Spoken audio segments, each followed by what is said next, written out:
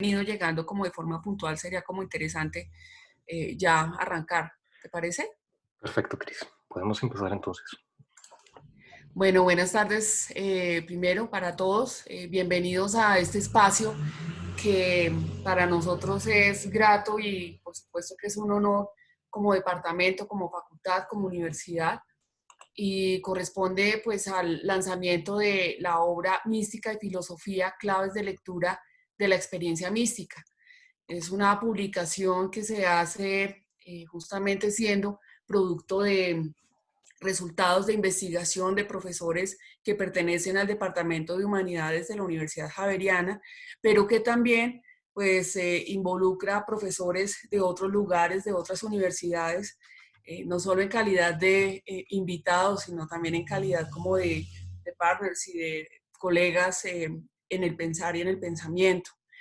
Eh, para mí personalmente pues es un honor, es un agrado compartir escena con, hablo de Andrés especialmente porque pues nos hemos conocido pues ya de tiempo atrás como compañeros de trabajo, pero es un gran honor pues también compartir el espacio de presentar un libro. Siempre presentar un libro es un evento pues no solamente interesante, sino también muy bonito, afectivamente emocionante. Y en ese orden, pues hemos conversado con Andrés un poco y yo siento que nadie más indicado que Andrés para hablarnos de la publicación, justamente porque Andrés es editor, Andrés también es autor y bueno, ustedes saben que entre los trabajos varios que tiene un editor en una publicación está el de justamente como que construir ese cuerpo del pensar o ese cuerpo colegiado de lo que es traer ideas y pensar, digamos, en conjunto una publicación, pues de eso se trata. Eso es una entre muchas y mil cosas que hace un editor y me parecería justamente pues adecuado darle a Andrés la oportunidad como de interactuar. Andrés actualmente se encuentra haciendo su doctorado en Brasil. Eh, yo sé que es filósofo, sé que tiene su maestría en filosofía también. También sé que tiene otras publicaciones y especialmente que su área de investigación y trabajo es la fenomenología. Quien les habla, pues también es filósofa de formación, con maestría en Historia y Teoría del Arte y la Arquitectura, también un doctorado en Ciencias Sociales, etcétera. Pues no se trata de hablar de mí, ni mucho menos, sino que lo hago justamente como para que sepamos, bueno, quiénes están como coordinando esta conversación y en qué medida, digamos, podemos como entretejer un lazo mínimo de conocimiento. Yo creo que sin más preámbulos, a mí me gustaría pues necesariamente preguntarle a Andrés, bueno, quizás como cuáles son esos inicios, digamos, de la publicación, no solamente en términos formales ni compositivos, sino en términos de por qué hacer una obra de estas, cómo considerar la línea temática de esta publicación, es decir, por qué la necesidad de un vínculo entre mística y filosofía, cuando justamente de forma como muy frecuente consideramos que la filosofía está más cercana, no porque yo lo crea, sino porque normalmente se piensa de esa forma, que la filosofía está un poco más lejana, quizás digamos, de la mística, por pertenecer a un saber más teorético, muchísimo más racional.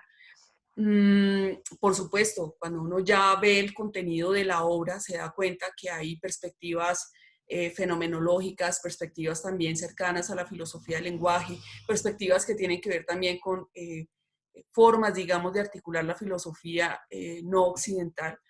Entonces, en ese orden, pues invitaría a Andrés a que nos cuente un poco cómo fue concebida esa publicación, digamos, de orden diverso, variado, dinámico, y por qué justamente se da este vínculo entre mística y filosofía. Me gustaría como escuchar qué tienes por decirnos, Andrew. Bueno, muchas gracias, María Cristina, por la presentación. Por supuesto, a todas las personas que nos escuchan desde sus casas o sus lugares de trabajo, muy agradecido por este espacio, a los organizadores también de la Feria Internacional del Libro, a los compañeros y amigos que los veo a través de la red. Bueno, Voy a empezar introduciendo algunos aspectos muy generales sobre cómo surge esta idea de compilación de estos ensayos, de estos textos en torno a dos disciplinas, podríamos decir incluso también dos conceptos bastante amplios que son la mística y la filosofía. Eh, el libro es resultado, como lo mencionó María Cristina, de un proyecto de investigación que adelantó el profesor Adriano Padilla sobre mística en Laura Montoya, ¿sí? Eh, pero curiosamente parte del proyecto implicaba la palabra fenomenología por algún lado. Y siendo profesor del Departamento de Humanidades de la Universidad Javeriana, pues me vi muy motivado un poco como a intervenir y a querer saber un poco más hacia dónde mi compañero Adriano estaba orientando la investigación. Por supuesto, estas buenas ideas, como suelen ocurrir, se dan en los pasillos, en las conversaciones del café, mientras almorzamos. Y así poco a poco se fue dando esta idea de por qué no hacer un libro que compilara un poco perspectivas e investigaciones en torno a estos dos temas y poderlos vincular. Ciertamente, como María Cristina lo acaba de afirmar, se suele malamente creer que la mística está completamente alejada de la filosofía o que la filosofía no tiene nada que aportar a estudios sobre la religión y la teología. Y en principio, justamente, esta fue la pretensión, que la compilación fuera una publicación diversa y variada, ¿no? Eh, y es lo que ustedes podrían eventualmente encontrar a lo largo del texto, ¿no? Justamente entre esas dos palabras, mística, filosofía, hay una conjunción, ¿no? Un poco también el título es atractivo en la medida en que tratamos de, con esa I, de hacer una conjunción entre la mística y la filosofía. Eh, para nosotros no podía ser de ningún otro modo, justamente por la amplia dimensión de perspectivas, de conceptos, de enfoques, de maneras de abordar lo que pudieran ser sus problemas como disciplinas, eh, que malamente, lo repito, se las suele considerar como diametralmente opuestas o separadas, ¿no? O sea, la teología siempre va por un lado completamente opuesto a lo que sería la filosofía. Pero yo creo que esto suele ser algo erróneo, o sea, como si la filosofía no tuviera nada que decir ni aportar a la teología o los problemas de la religión y viceversa. ¿Sí? Yo creo que todos los que colaboramos en el libro estamos convencidos de lo contrario, ¿no? Antes de haber una oposición, yo creo que más bien hay una sincronía. Esto es importante porque las cuestiones y los asuntos de la filosofía tienen que ser apasionantes y decisivos y no pálidos o intrincados, ¿no? No por un capricho, sino porque justamente hoy nuestra tarea como profesionales es hacer manifiesta no solo la importancia de la filosofía, sino su inmensa utilidad y absoluta necesidad con respecto a todas las demás disciplinas, ¿sí? Como puede ser el caso de la teología y, y, y otras disciplinas que están eh, presentes ahí en el texto, como la antropología, los derechos humanos, en fin, una cantidad diversa de posiciones que hay ahí. Eh, Sin embargo, en tantas perspectivas, pues tampoco la idea era caer en un relativismo, o sea, sin un norte eh, hacia el cual todas las discusiones tendieran, ¿sí? O sea, hay una línea temática eh, y ese es justamente el convencimiento inicial que nos permitió, desde la especialidad y los intereses de cada uno de los autores, aproximarnos de manera diferenciada eh, a, este, a este panorama amplio de la experiencia religiosa, ¿no?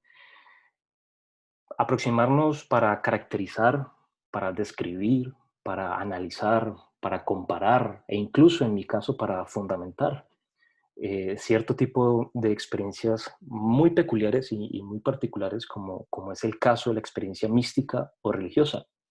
Claro, suponemos, al menos en mi caso particular, que incluso la misma filosofía debe considerarse como un caso muy peculiar eh, de experiencia, ¿no? O sea, si entendemos la filosofía como la experiencia del pensar, cabría entonces incluirla ahí dentro de lo que podría ser la experiencia religiosa. Y esto quizá que acabo de decir está un poco lejos de una definición escolar de lo que puede ser la mística, ¿no? Como un tipo de experiencia que encierra un misterio, ¿no?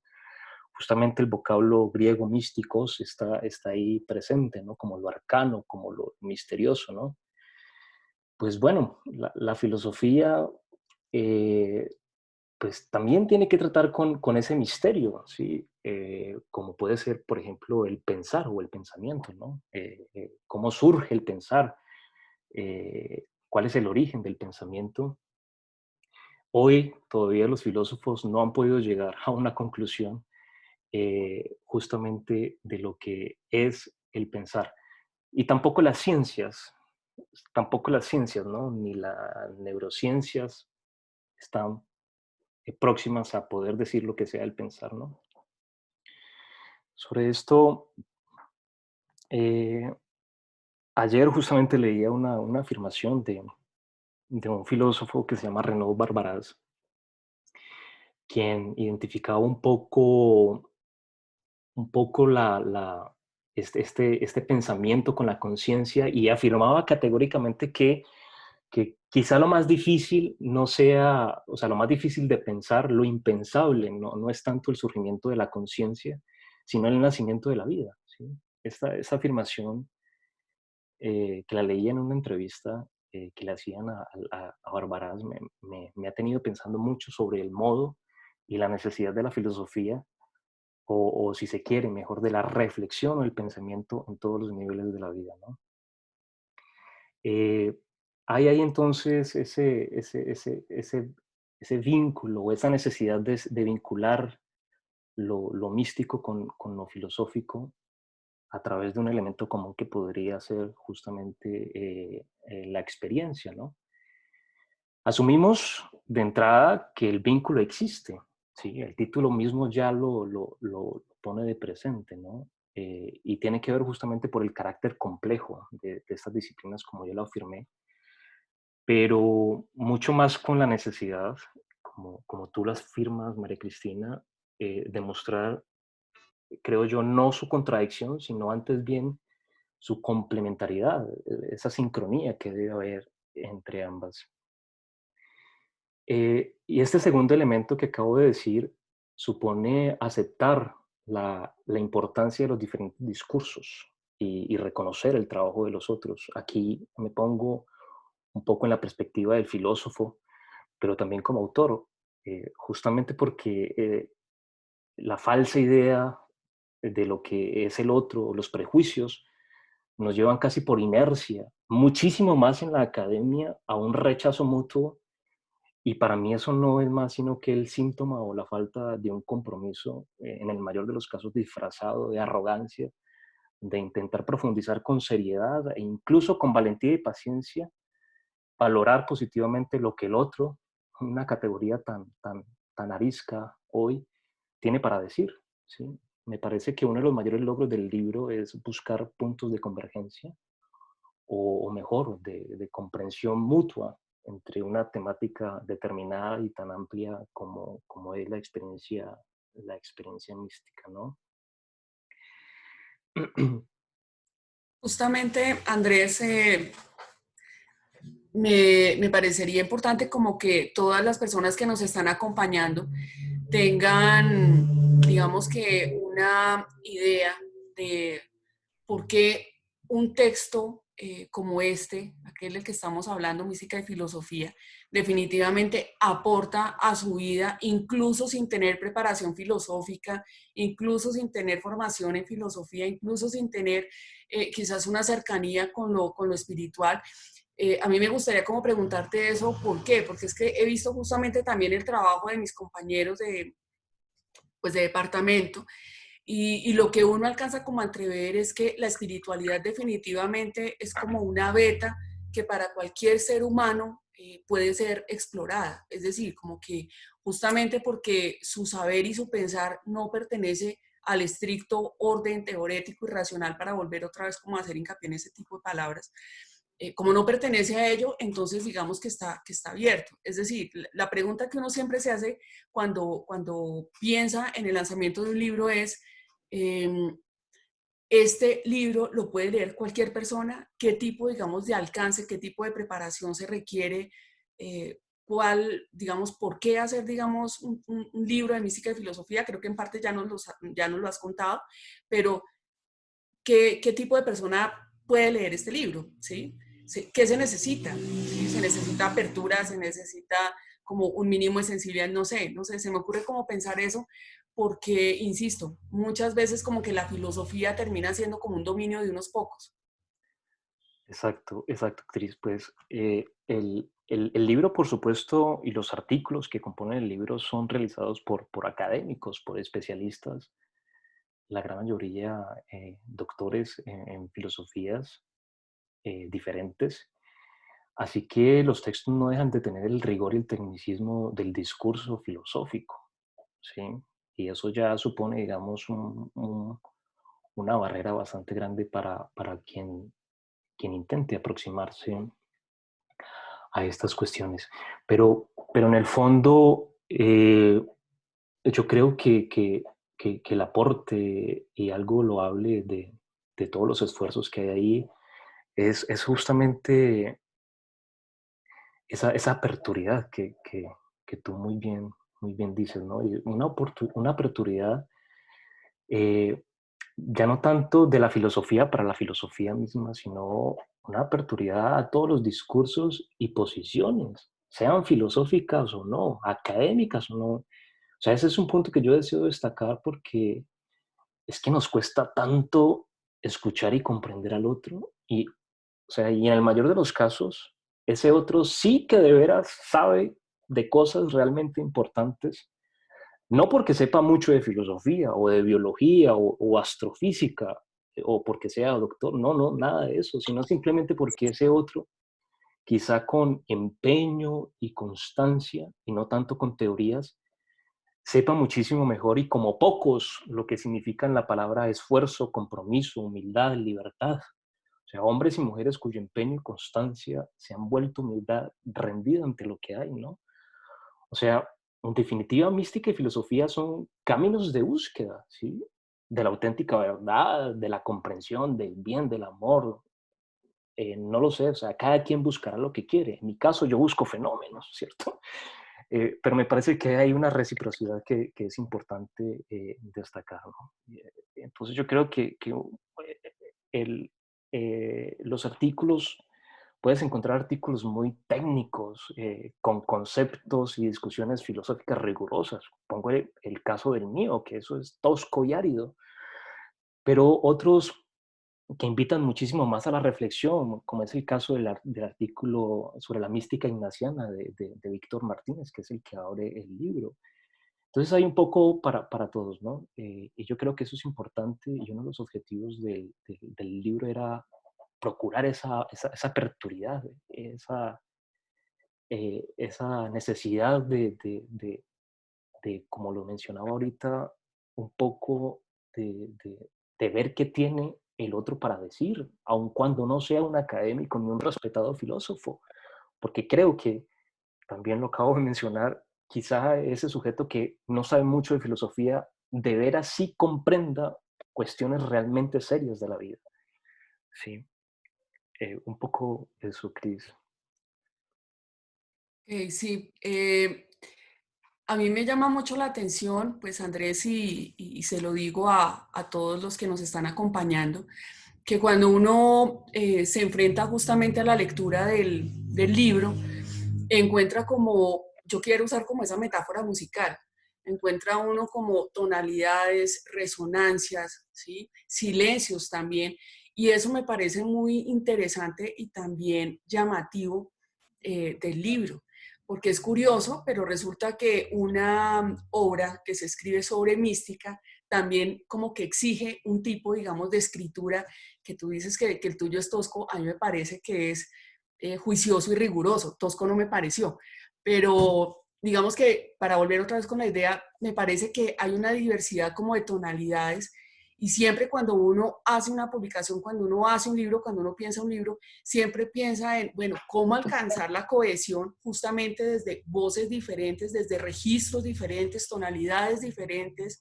líneas incluso vocales diferentes, cómo llegar allí. Ya nos has respondido, digamos, un poco en parte, pero yo sí quisiera saber como tu opinión sobre conceptos como el de inefabilidad, que está presente obviamente en el capítulo que ha escrito Ana María Giraldo, conceptos como intuición, que está presente, digamos que velado, pero digamos en el tuyo aparece ese concepto y en el capítulo que escribe también Eber Velasco está allí presente. Entonces, ¿cómo entran, digamos, estos conceptos como para darles una especie como de guía de análisis o guía de comprensión a nuestros oyentes y participantes? ¿Cómo entran esos conceptos? ¿Cómo permitirle a los lectores que se acerquen a los conceptos de intuición, inefabilidad, experiencia?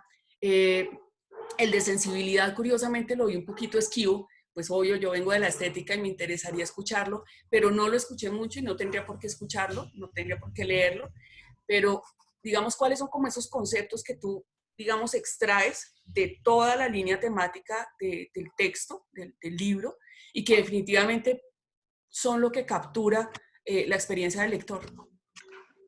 Perfecto, Cris. Muy buena pregunta y muy pertinente. Y estaba esperando que me la hicieras.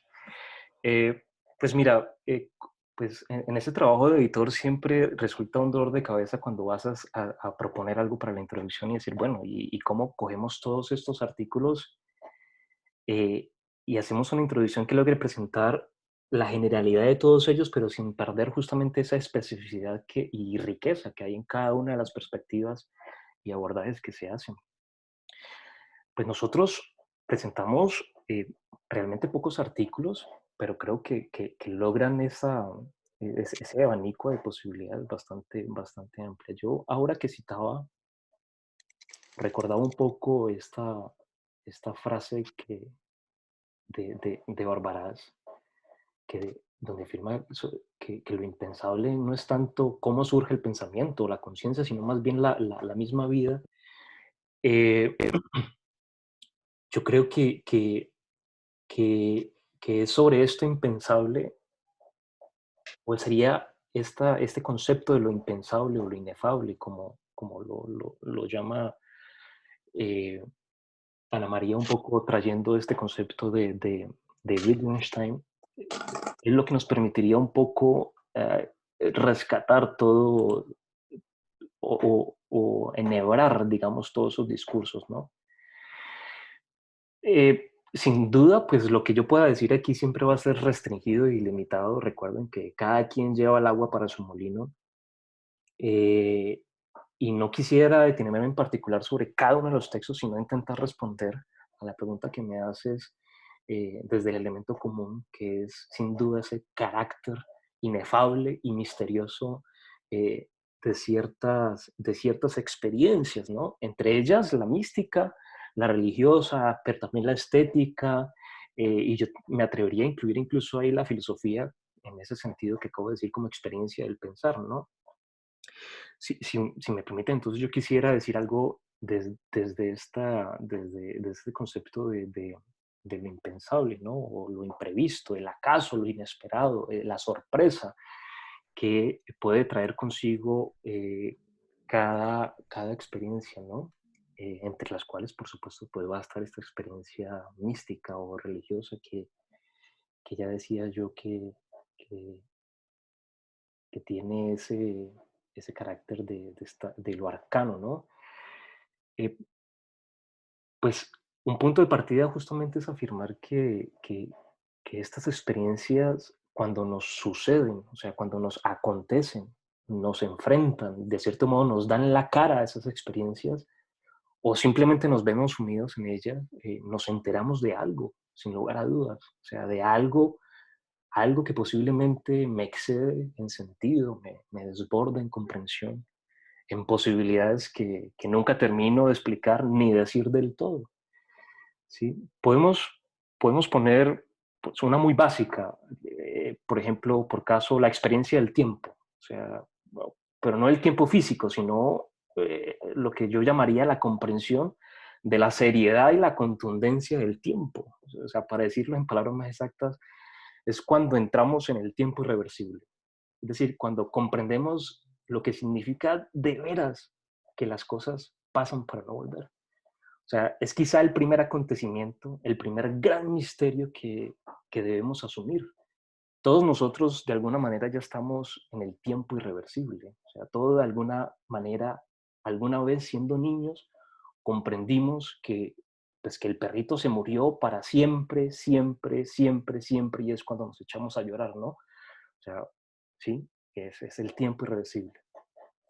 Entonces, quien ha comprendido la seriedad del tiempo, ¿sí? La irreversibilidad del tiempo, que las cosas pasan para no volver, ese sujeto tiene la posibilidad de girar su existencia hacia un ideal plena de verdad, porque ha comprendido quizá que su vida es breve y de cierta forma imperfecta, como hecha a la mitad. Y esta persona además experimenta que no debe, que no quiere, que ya no puede seguir viviendo como hasta ese instante en que la vida misma lo puso en presencia de ese misterio. O sea, con el misterio ya no podemos vivir de la manera descuidada como pasamos la mayor parte del tiempo que empleamos para vivir, ya sea en el disfrute, en el trabajo, en las labores, en el oficio. Con el misterio hay una ruptura, ¿sí? Es como si perdiéramos cierta ingenuidad, como dice un filósofo que se llama Husserl, que yo leo bastante, ¿no? Acontece el misterio y dejamos de ser ingenuos, porque sí, porque dice Husserl, ¿no? Claro, es que mientras estamos en la vida hecha de ocupaciones, de cosas por hacer, incluso en la preocupación, no echamos de ver muchas cosas que hacen parte de nuestra vida porque no son y nos resultan tan cotidianas. Sí, entonces, claro, en esa ruptura que hace posible esa experiencia, el misterio, pues empezamos a ver que hay cosas realmente importantes. O sea, en la cotidianidad, esto es un término que Heidegger ha empleado bastante, hasta más no poder, pues nadie se cuestiona del aire que respiramos, no nos cuestionamos por la función del suelo al caminar, eh, la función de estas paredes y este techo mientras estoy hablando con ustedes, las aceras, semáforos, el autobús, en nuestro recorrer diario en el mundo, nada, ¿sí? Esos seres son como fenómenos que no requieren nada para vivirlos, son un mero remitir, o sea, signos hasta tal punto que ni advertimos que son tales, o sea, sencillamente nos han remitido ya a otra cosa en el mismo momento en que entra en nuestra experiencia, ¿sí? Pero eso no siempre es así, ¿sí? Justamente porque otras veces, a veces, muy pocas veces, a veces me puedo pasar una vida y esa pocas veces nunca llegó, en cambio, tropezamos o advertimos con una profundidad no revelada en algún otro ser, o sea, algo misterioso, interesante, quizá insondable, que no podamos encontrar en las cosas sin vida, pero sí, por ejemplo, en el mundo. Ojo, claro, si soy afortunado, ¿no? En cierta medida, es decir, si he sido paciente y además me he comprometido con ello. O sea, me he comprometido a querer ver una luz en tanta oscuridad, por ejemplo. O porque he sido valiente y no me he dejado doblegar por la terrible cantidad de motivos de temor que la sociedad sugiere. ¿Sí? Entonces, en esa medida, no podré encontrar ese gran misterio en las cosas sin vida, pero sí en el mundo y en primer lugar en el otro. ¿Sí? Todas esas realidades son los otros. me incitan en algún sentido a sondearlas, a detenerme junto a ellas. Es como si me empujaran a entrar en mí mismo para poder desde mí mismo entrar atentamente luego también a ellas. O sea, cada una de esas realidades se me ofrece como un polo que me atrae, ¿sí? Y en el cual podría sumirme indefinidamente. Quizá yo creo que por ello el segundo gran misterio sea el de la conquista del otro, comprender su sacralidad, comprender que es cosa santa, como dice Levinas, ¿no? Comprender que el otro es el primer hombre, no yo. Uf, por eso yo acudí a la expresión de Barbaraz de lo impensable, ¿no? Justamente porque esas experiencias peculiares y los misterios en que viene envuelta no son inesperados y en cierto modo indisponibles, como dice un filósofo francés que se llama Jean-Yves Lacoste, ¿no? Son indisponibles. Cuando uno solo de esos misterios se revela, pone en pie y detiene la marcha cotidiana y entera de la vida. O sea, la absorbe completamente. Parece que ya no hay nada más sino que él. Y todo se vuelve entonces a su luz o a su oscuridad, ¿no? Porque puedo comprender la infinita felicidad a través del otro, pero también la oscura angustia de la muerte, ¿sí? Solo nos queda obedecerlos a los misterios cuando aparecen, porque son ellos los que disponen de nosotros, nos Sí. derriban de nuestra vida, son el desastre que nos obliga a recomponerla o a vivirla de una manera completamente radical. Yo quisiera, Andrés, en este momento darle paso como a que nos enteremos qué ocurre en el chat, porque me parece que eso también es una manera, digamos, de conversar. Dice Isabela, sintonía entre disciplinas, encuentro interdisciplinar, aspiración transdisciplinar o síntoma de lectura. Lo místico y lo religioso, pregunta ella, ¿desde qué perspectiva iniciar su encuentro? La experiencia del pensamiento. Más adelante dice Isabela, de acuerdo, la diferencia de perspectivas y su exclusión en tanto problema es recuperado en él, tenga presupuesto, en el libro que intencionan exponer. Bien, más abajo pues hay unos agradecimientos también de Isabela diciéndonos que se tiene que retirar. Dice, me lleva un interrogante, lo inefable a la luz de la mística de la filosofía. Creo que esa pregunta te queda como tarea para el volumen 2, pero pues si nos quieres decir algo sobre ello, le damos la bienvenida también a Víctor Martínez, que es otro de los autores de la obra, que está acá, pues lo veo ahí con su micrófono silenciado, pero pues bienvenido Víctor, bienvenidos todos, pero pues les cuento que Víctor Martínez es otro de los autores.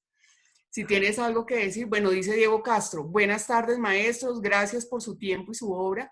¿Qué pasaría si de repente todo aquello en lo que creyeras se toma irreal? Si el conocimiento sobre el mundo se desvaneciera y ya nada fuera cierto. Pues muy buena pregunta. Diego Castro es un joven estudiante de Derecho eh, y va muy en línea con lo que he estado diciendo, ¿no? Con, con, con cuando tiene irrupción el misterio en nuestras vidas, ya no podemos continuar con la naturalidad con la que habíamos vivido la vida hasta antes de la experiencia de ese gran misterio, ¿no? Indisponibles, como habla el teólogo Jean-Yves Lacoste, ¿no? O sea, le encuentro mucho sentido a ese concepto justamente porque los misterios en cierto modo no son anticipables, o sea, no se los puede esperar, no se los puede acoger, no se los puede tampoco olvidar. Y a veces nos podemos pasar toda la vida interpretándolos, o sea, dándole vueltas, comprendiendo su exceso de sentido o de sinsentido, ¿sí?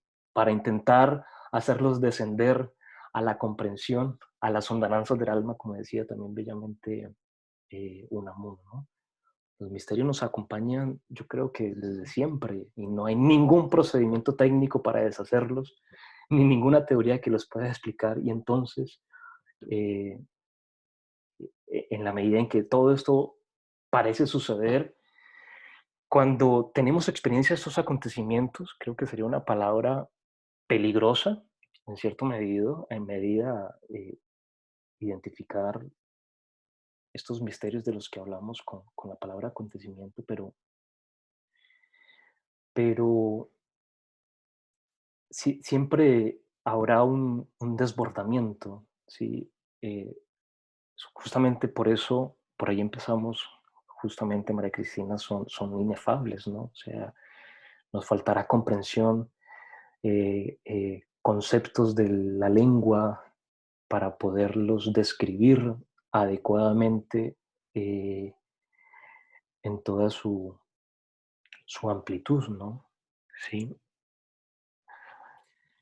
Me dejas pensando en una categoría también o en un concepto que también traté como de entrever allí, sin ánimo pues de imponer obviamente las lecturas propias sobre el ejercicio que ha sido componer este libro. Pero justamente con lo que dice Diego hace un instante, pienso un poco en la categoría de cifras de la existencia de Jaspers, ¿sí? Es como si en la vida lo que diera que pensar fuera la cifra, ¿sí? Fuera la situación límite. Es decir, todo aquello que se lee no se comprende, sino que se vive como inesperado y es allí donde realmente el mundo se abre porque el mundo se quiebra, ¿sí? Me pones a pensar también, yo creo que mis estudiantes lo saben, siempre pienso como en clave de películas, del cine y demás, sé que tú también lo haces. Yo voy a irme por una película muy conocida, por lo menos por la generación nuestra, y es la escena de Corazón Valiente, en donde se va justamente William Wallace detrás de Bruce, ¿no? Y comienzan pues digamos, Bruce lo ataca, etcétera, y el interés de William Wallace es quitarle el yelmo, pero de una, porque necesita saber quién es, ¿no? Y cuando justamente se lo quita, pues viene toda la desilusión y la desesperanza más rotunda. Yo creo que eso es una buena imagen para pensar esta pregunta, ¿no? ¿Qué pasa cuando el mundo se nos desvanece y definitivamente nos damos cuenta que algo no era cierto? ¿Sí? Pero creo que justamente cuando tú hablas de acontecimiento en esa perspectiva de análisis, uno podría decir, ese es el lugar, digamos, de ni siquiera es de la reflexión, sino de algo pasó, algo se abrió y creo que puede ser, digamos, comprendido por ahí. No sé. sí, sí, sí, Cris, tienes muchísima razón y justamente pues también hay un peligro inmenso en, en, en, en identificar, como lo dije yo, los misterios con los acontecimientos. O sea, lo anticipé un poco eh, y un poco esta discusión se mueve peligrosamente en las telarañas heideggerianas, ¿sí? Porque pareciera sostenerse aquí que para vivir realmente, auténticamente la vida y comprender los sentidos o las cosas y cuestiones fundamentales de la vida, hay que pasar necesariamente por estos traumas, ¿sí? Enfrentar estos misterios alguna vez en la vida, ¿no? Eh, por eso un poco dentro de la historia de la filosofía, pues por supuesto vamos a encontrar reflexiones en donde Heidegger va a hablar del concepto del Ereignis, ¿sí?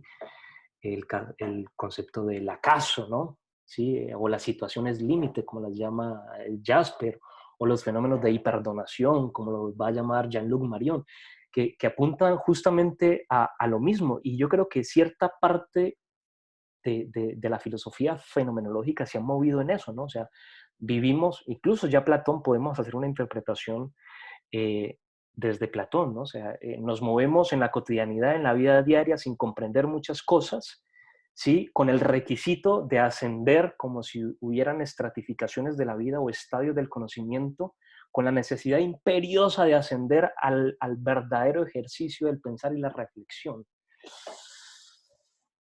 Y que para eso el único camino pues es la filosofía, la teoría, o si no el arte, o si no...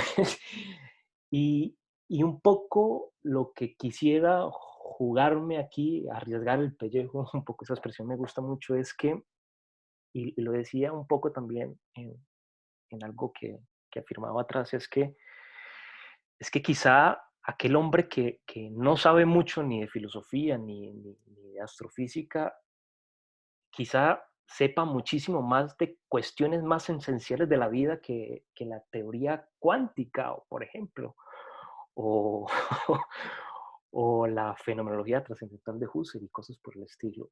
Eh, es como ese doble camino que está ahí, ¿no? O sea, ese peligro de, de, de, de obligar a que, a que el verdadero sentido de lo que pueda significar vida, mundo, otro, experiencia, tenga que pasar necesariamente por la criba de la reflexión filosófica y el pensar, ¿no? O sea, como si todos estuviéramos constantemente en una caverna, en una ceguera universal, ¿sí? Y debemos hacer ese progresus, ¿no?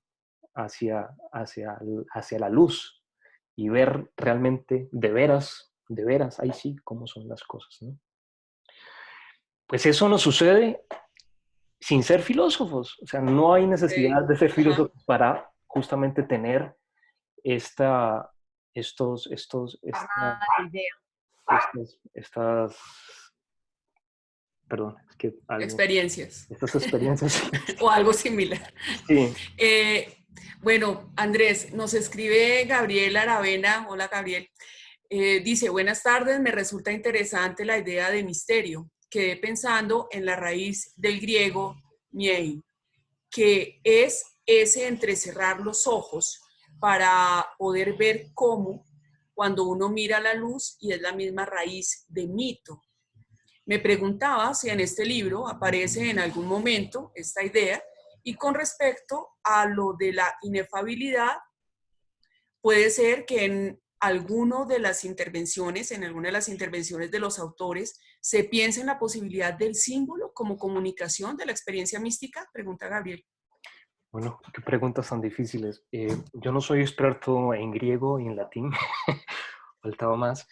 Eh, pero lo tocaba un poco al principio, ¿no? O sea, cómo la palabra mística tiene esa raíz griega, pues, del misticos, ¿no? De lo cerrado. Yo no soy muy experto, la verdad, puedo estar diciendo una cantidad de ridiculeces aquí, pero lo cerrado, lo arcano, lo misterioso, ¿no?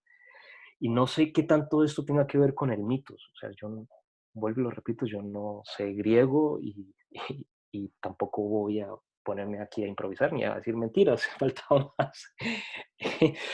Y sobre el concepto de inafabilidad, pues literalmente es el título del artículo de Ana María Giraldo, ella lo rescata pues de Wittgenstein, eh, justamente para mostrar, o sea, su tesis es muy simple, pero por el hecho de que sea simple no quiere decir que no tenga una seriedad, pues y una rigurosidad. Y la tesis es que la experiencia mística es inefable, ¿sí? Es, es tanto lo que hay, es tanto lo que recibo en una experiencia del mundo, digámoslo así, que me quedo corto en comprensión, en conceptos del lenguaje para poder describir aquello que he sentido. Y no necesitamos tener una experiencia mística porque pues es muy difícil saber cuándo la tenemos, ¿sí? Eh, y cada uno en su casa lo puede intentar, por ejemplo, describiendo un dolor, ¿sí? O describiendo el amor que siente por su madre. Puede intentarlo lo que le queda de vida y no logrará describir la totalidad del sentido de lo que significa el amor por la madre, ¿sí? En ese sentido, pues yo creo que aquí el concepto de inafabilidad apunta un poco hacia esto, ¿no? También lo mencioné, También, sí, te interrumpo solamente para decir una cosa, y es que en el capítulo que construye el profesor Eber Velasco, aparece, a mi modo de ver, una intuición o una inquietud que a mí me parece que puede quizás dar un poco de luz sobre esto que nos plantea Gabriel o lo que nos pregunta.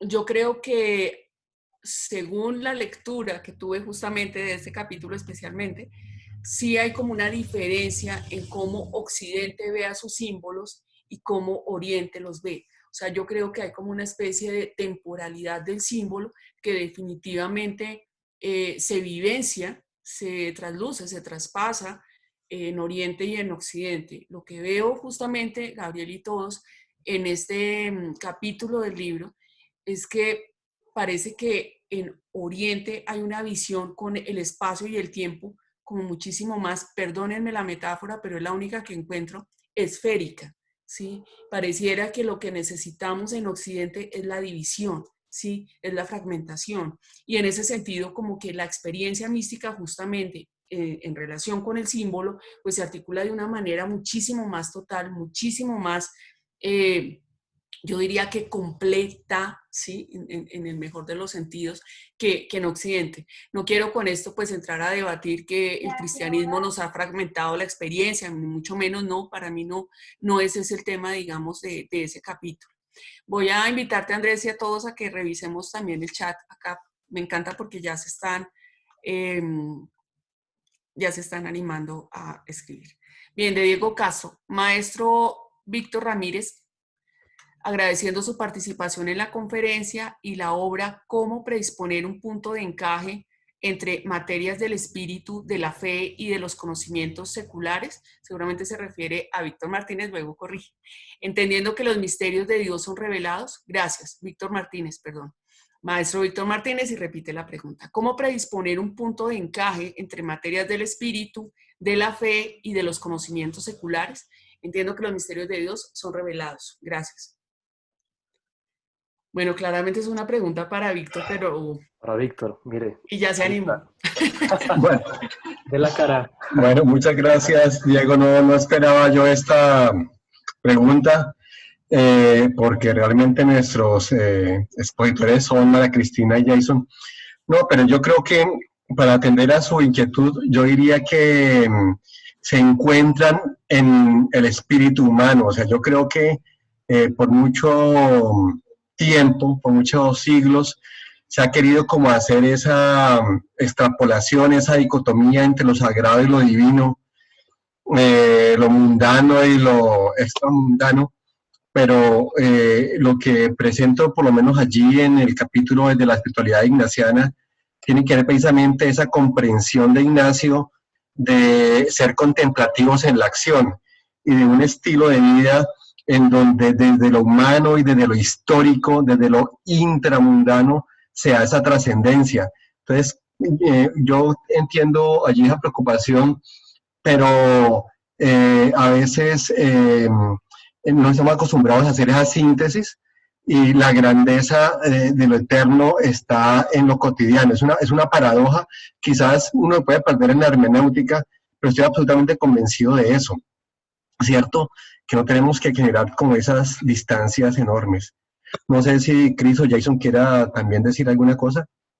Yo creo, para terminar esto, que esto es para mí es no en todas las espiritualidades ni en todas las filosofías se encuentra eso, ciertamente, sino que a partir del capítulo que yo desarrollo allí en el texto, para mí es como la grandeza de la espiritualidad ignaciana, donde pues Ignacio Loyola en este sentido está hablando de un Dios que se siente en la naturaleza, un Dios que se siente en el otro, un Dios que casi que raya muy cerquita con un panteísmo, pero es un Dios que está existiendo, está siendo en el presente en en todo lo que sucede históricamente. Entonces es un Dios que emerge o que brota desde la misma historia y no por fuera de ella. Sí, yo tenía como una percepción también similar a partir justamente de lo que Víctor nos presenta en este capítulo, y es que pues la manera como yo lo quise recibir este capítulo fue pensando en que la vivencia o la experiencia de fe o la vivencia o experiencia religiosa definitivamente pasa por la historia. Obviamente cada uno desde su propio filtro y desde su propio pensar como que asume esto, y cuando yo leí ese capítulo especialmente pues recordaba a Benjamin. O sea, uno no puede pensar, digamos, en un porvenir si no es acompañado justamente de la pregunta del presente que se mantiene. O sea, el presente finalmente, y el presente es una forma histórica, creo que es la forma más eminente a nivel de la historia, El presente es definitivamente como la excusa perfecta, pues la motivación, digamos, más elemental quizás, para volver sobre la naturaleza, incluso para volver sobre sí mismo. Yo creo que también hay una cuestión allí presente y es de cara a la espiritualidad individual, pero siempre también pensándose en un universo que está en constante cambio y constantemente rodeándolo a uno. Es como la percepción también mía que tengo a partir del ejercicio que compone Víctor en ese capítulo. No sé, Andrés, si quieres decir algo. Pues, bueno, yo sobre mística ignaciana tampoco sé mucho. Aquí el experto es Víctor y pues otros compañeros del departamento.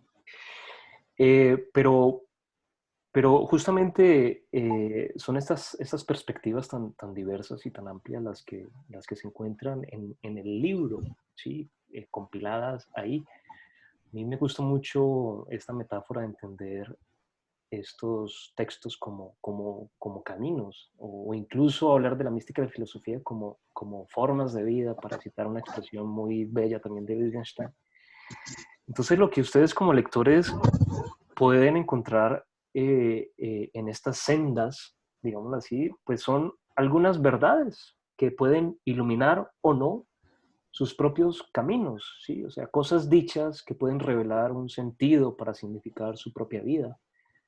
Claro, pues todo esto es ideal, ¿no? Pues yo creo, y estoy completamente cierto, y he tratado de decirlo aquí, es que no hacen falta teorías para comprender las cuestiones importantes de la vida, ¿no? O sea, quizá es posible comprender de veras sin tanto peso, o sea, sin el peso de la filosofía, ¿no?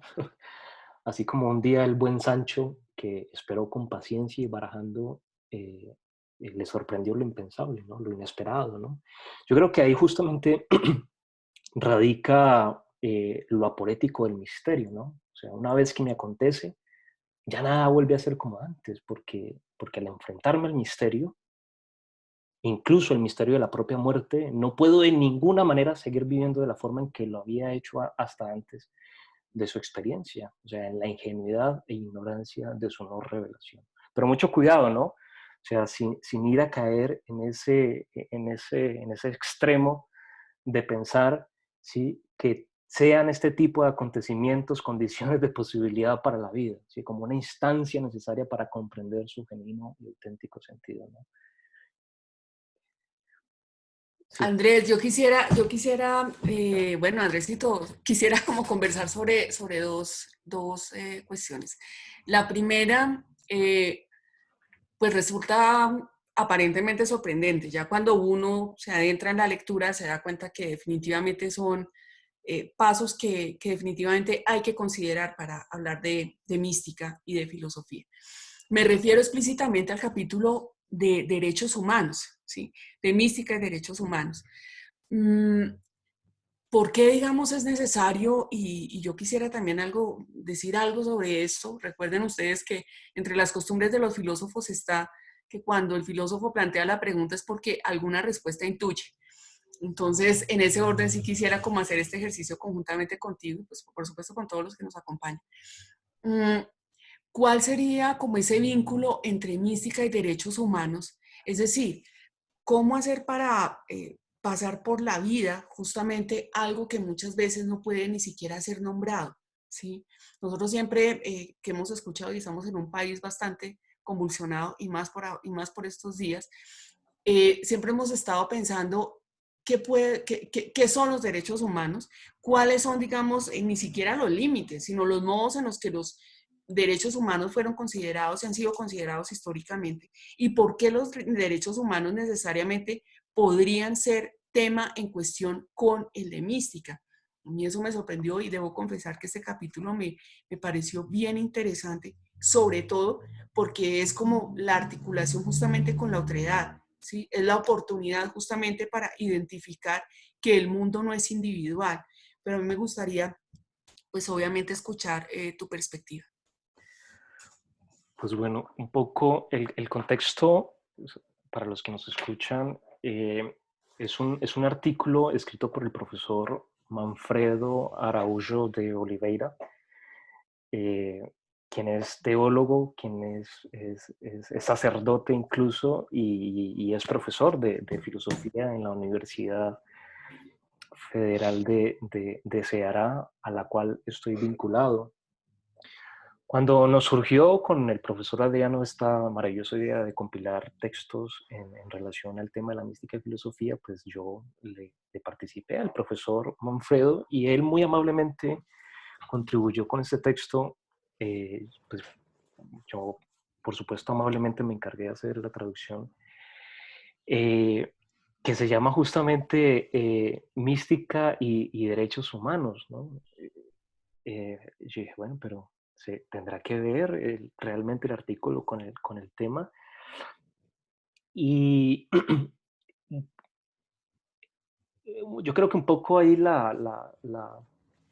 el tenor es una perspectiva un tanto, digamos, como antropológica, ¿no? O sea, como desde una visión, digamos, un poco entre teológica y filosófica, intentar comprender cuál es ese horizonte de comprensión justamente antropológico desde donde puede tener lugar la expresibilidad de la fe y de la experiencia mística en relación con algo muy importante que es la problemática de los derechos humanos, ¿no? Parte del punto de partida del artículo ahí es, eh, digamos, una elucidación, por decirlo así, él lo llama justamente de esa forma, de la constitución ontológica de lo que es el ser personal, ¿no? En una categoría que, que englobaría lo que podrían ser los hombres o los sujetos, ¿no? Justamente porque como hombres y sujetos nos involucramos justamente en relaciones interpersonales y pues justamente los derechos humanos son derechos de esta relación intersubjetiva que allí se expresa, ¿no? Eh, pues el profesor como buen teólogo hace gala de su conocimiento. Él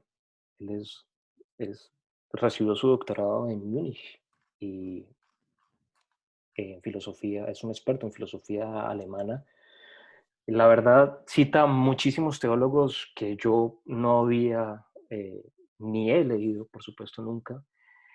Pero creo que un poco la perspectiva del profesor está ahí, ¿no? Como es de esa categoría más abarcante del ser personal, ¿sí? Podemos comprender esta problemática de los derechos humanos.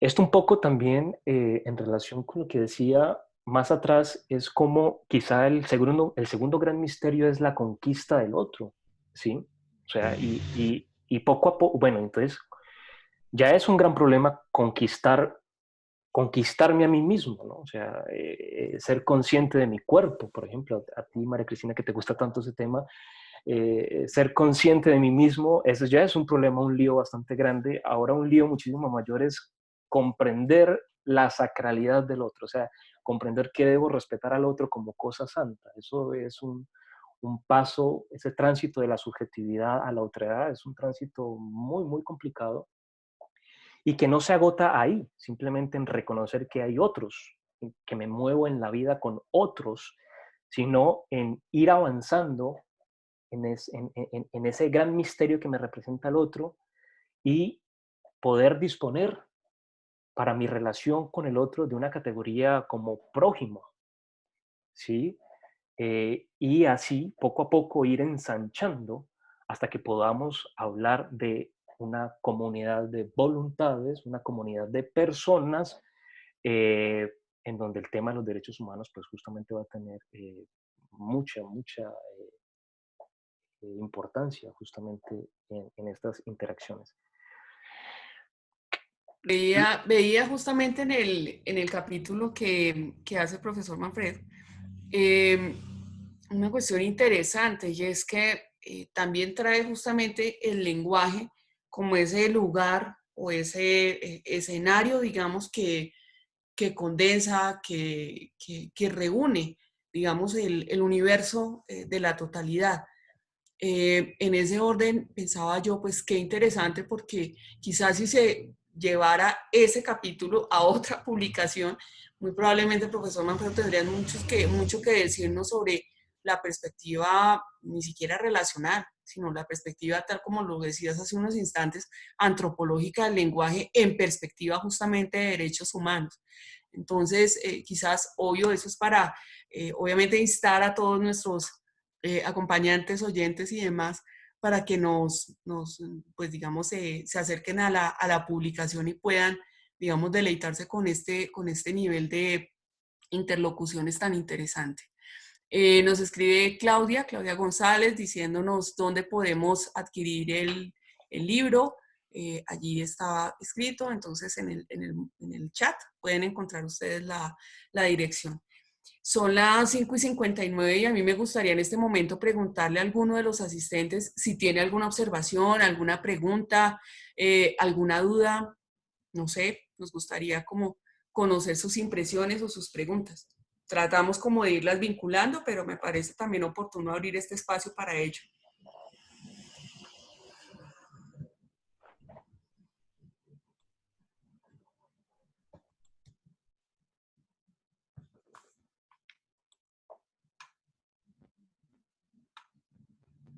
Bueno,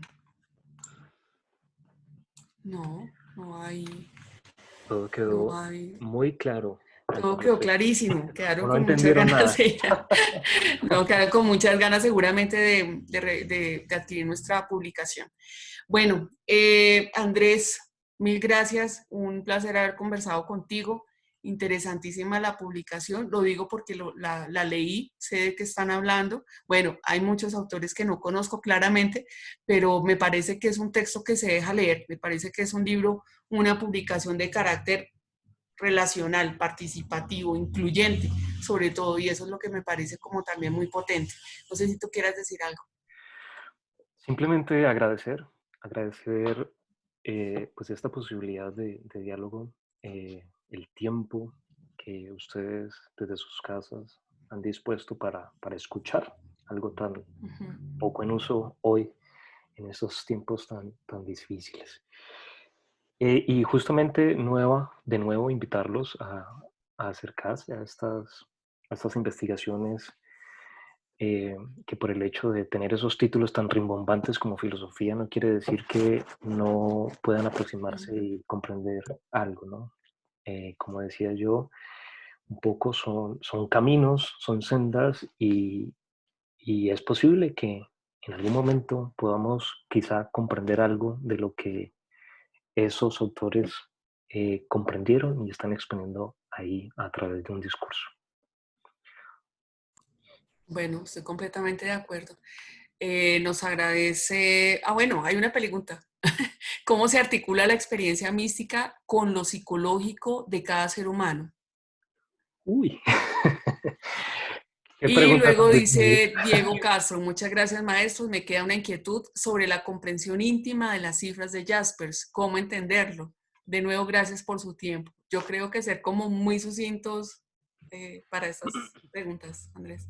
Pues bueno, hay una pregunta también de Tatiana un poco antes sobre derechos Ah, ok, humanos. sí. Infelizmente aquí no están los autores para que ellos den la cara por sus textos, ¿no? Y yo, pues, el hecho de ser editor no quiere decir que me haya vuelto experta en todas las materias y los asuntos. Yo la verdad no tendría mucho que decir sobre la particularidad y especificidad de cada uno de los textos, pues en el caso de Tatiana. Eh, y creo que lo mismo aplica para todas las preguntas, ¿no? ¿Cómo? Claro, pues deben de haber, y las hay, por supuesto, investigaciones de punta incluso, en perspectivas psicobiológicas, pues, para comprender un sujeto que cree que Dios le ha hablado en sueños, qué es lo que está pasando a nivel neuronal, a nivel fisiológico en la cabeza de ese sujeto, porque pues, eso parece puras chácharas, ¿no? O sea, un tipo que sí, como tipo, estilo Juana de Arco, que cree que Dios se le manifestó en sueños y le dijo que no sé, pues, un tipo que hay que tratarlo más bien con psiquiatría y no tanto con filosofía, ¿no? Pero pues de nuevo, por la especialidad y la especificidad de la pregunta, yo no me sentiría con derecho a decir mucho sobre eso. Y la pregunta sobre Jaspers, pues ha sido María Cristina la que habló sobre las cifras. Yo solo hablé del concepto de situación límite en De Jaspers, que situación es límite. como lo más conocido del tipo este, y que yo creo que ha quedado muchísimo, muy claro con toda la cháchara la perorata que ella dice. No sé si tú más bien quieras añadir algo sobre eso, Cris. De una manera como muy puntual decirle a Tatiana lo siguiente, a mi modo de ver, porque tuve la experiencia justamente de leer el libro completo, la publicación completa, a mi modo de ver el capítulo referido a derechos humanos no pretende centrarse justamente en los derechos humanos, pensando en que son un escenario, en que son una configuración donde están de fondo relaciones de poder o relaciones sociales. Yo creo que justamente el esfuerzo de la construcción del capítulo está en que el autor quiere mostrar cómo la mística realmente pasa por los derechos humanos en la comprensión del otro como totalidad. O sea, definitivamente el concepto que, o más bien la acotación que hacía Andrés me parece muy apropiada, justamente porque no se trata de pensar diferente, digamos, a las disciplinas, investigaciones o experiencias de las que vienen o con las que cuenta cada uno de los autores. La experiencia con la que viene el profesor es la teología. Y yo creo que eso hace que justamente haya como una línea, digamos, de abordaje un poco lejana a eso que puede considerarse como relaciones sociales o de poder. ¿Cómo entender lo de situación, lo de cifras de la existencia? El concepto cifra significa en Jaspers algo muy similar a signo, y yo diría que a símbolo, sin entrar en el debate de cuál es la diferencia entre signo y símbolo. Justamente lo que dice Jaspers es que una cifra es todo aquello que da que pensar, ¿sí? Recuperando un poco la afirmación sobre el símbolo en Kant. Y en ese sentido, él denomina cifras de la existencia a las situaciones límite, es decir, a esas instancias que normalmente nos arrojan al mundo de una manera insospechada y de una manera casi que sorpresiva, y que permiten justamente que el ser humano indague por quién es justamente y específicamente en ese momento en el que incluso el absurdo emerge. Entonces, eso digamos que en 2 palabras. Hay una publicación corta que se llama La filosofía, es de Jaspers, y allí seguramente Diego va a poder encontrar todas estas cosas que le están interesando. Pues yo les quiero también agradecer junto con Andrés por toda su atención, por toda su participación, por su entrega, su tiempo, y los invitaría a que nos sigan acompañando en otros lanzamientos que tenemos. Bueno, muchas gracias, profesor Andrés y profesora María Cristina, por acompañarnos también en este lanzamiento. Desde el sello editorial les agradecemos infinitamente. Muchas gracias a todos también por su asistencia. Que estén muy bien. Bueno, Muchas entonces, gracias. Bueno, feliz tarde y feliz noche. hasta pronto. Muchísimas gracias Bueno, a todos. Adiós. que estén bien. Hasta pronto.